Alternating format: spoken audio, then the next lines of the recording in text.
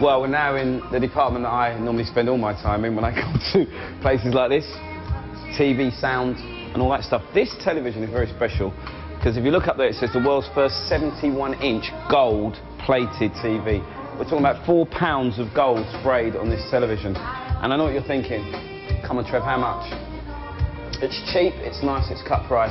Just 25 grand to you, mate. That's a week's wages for Dylan. No, not really, of course not. Anyway, on to our feature, About to Blow, where we look for fresh, new talent in the UK in association with Rewind magazine. Now, we've come up with something very special today. Adaggio is a 24-year-old violinist, a street violinist at that. And if you want to find out more about him, take a look at this.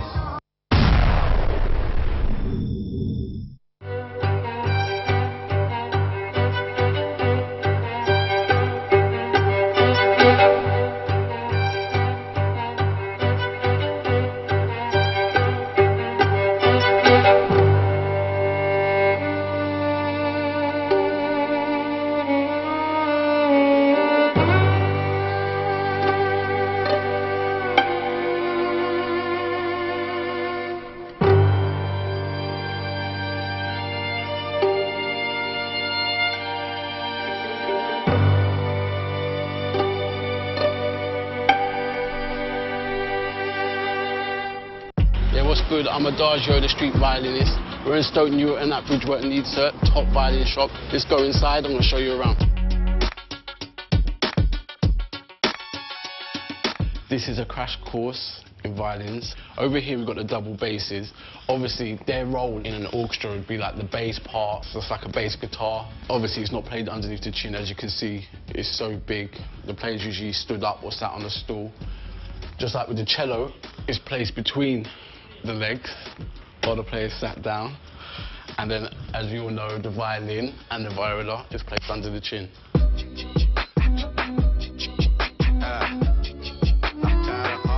This really brings back a lot of memories because this is when I bought my first violin. That was my own, my baby. You can see these violins look quite extravagant, you know, like you can tell by the darker tones and the stripes and stuff. Some of these are actually antiques, you know, and they're worth a lot of money. And that's it. That was Adaggio's Violin for Dummies. I hope you sort of learned stuff, and I hope, really, really, really hope that now you sort of have a lot of respect for the violin. Yeah, it's me, Adaggio. We're at Purple E3 Studios. I'm here to record a song with rapping. Let's go and see what's going on.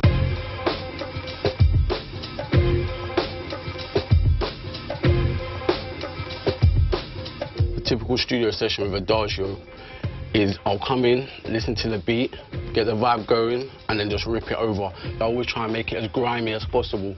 Whether that means being slightly out of tune, just to get that certain Adaggio sound to it. You know, when you hear my tracks that I've done violins on, they're always gritty, always grimy, the strings always sound raw. Obviously there's a lot of solo violinists that have got their own albums out and stuff, mainly classical, some are experimental, but I see there's like a little gap somewhere for me.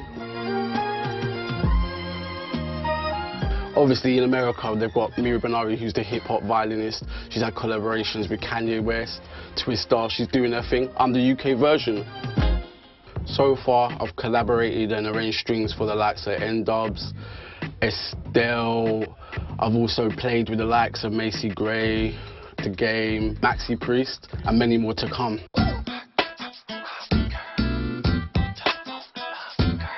There is a lot of other violinists out there who are of colour or ethnic races, you know, but most of them seem to be in America. And I think the reason why there's not many here is because it's not accessible, maybe. You know, I was lucky to have 3 lessons in my school in Hackney, you know, and I was also a member of the HYO, which is the Hackney Youth Orchestra. Nearly every member of that orchestra was of ethnic origin. I think when a lot of young kids see musicians these days who are in videos and stuff like that, I think they think it's kind of easy and they think they can just go and do it. There's no such thing as being a part-time musician. I think if you're going to be a musician, whether you're playing the violin, rapping, singing, I think you've got to put your all into it. Otherwise, it's just not going to work. Music will love you if you love it. Yeah, it's me, Adaggio, the street violinist. We're here at Cougar Pinks. It's Nas's after party, and I'm here to do a quick set. We got a quick here, yeah, everyone come to the front. Check out Adaggio.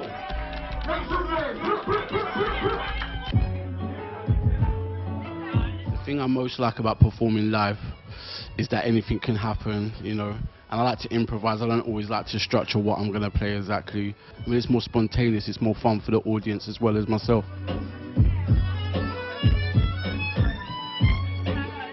Sometimes I get nervous before gigs. Depends on the crowd. If it's ram and it's really hype, usually I can get a buzz off the crowd. But I always try and turn even an empty show into a party.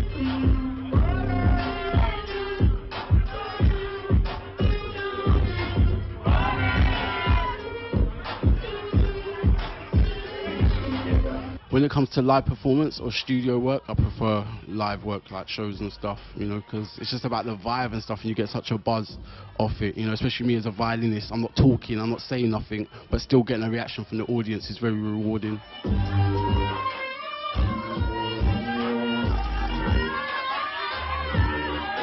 I like to see people dancing and stuff, and just generally getting crunk with it. That's what I'm about.